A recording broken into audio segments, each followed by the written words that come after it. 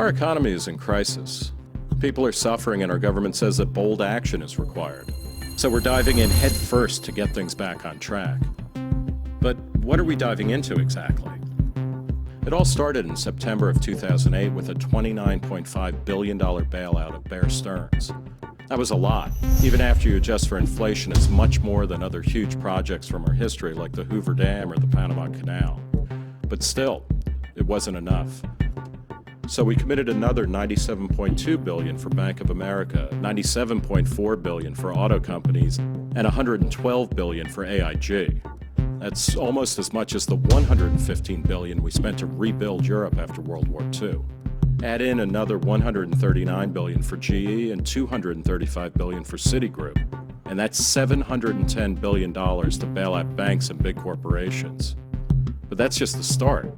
We're spending another $300 billion for homeowners who can't pay their mortgages, which is slightly less than the cost of World War I, but not as much as the $400 billion we're spending to prop up Fannie Mae and Freddie Mac.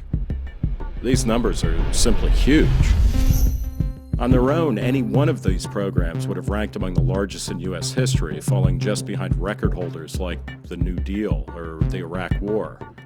But add in the additional $700 billion we're spending to buy up bad loans through TARP and the $787 billion stimulus package. And in total, the government has already spent over $4 trillion on this crisis. That's 8 times more than the New Deal. And it even beats the previous all-time record holder, World War II. Unfortunately, that $4 trillion is only the beginning.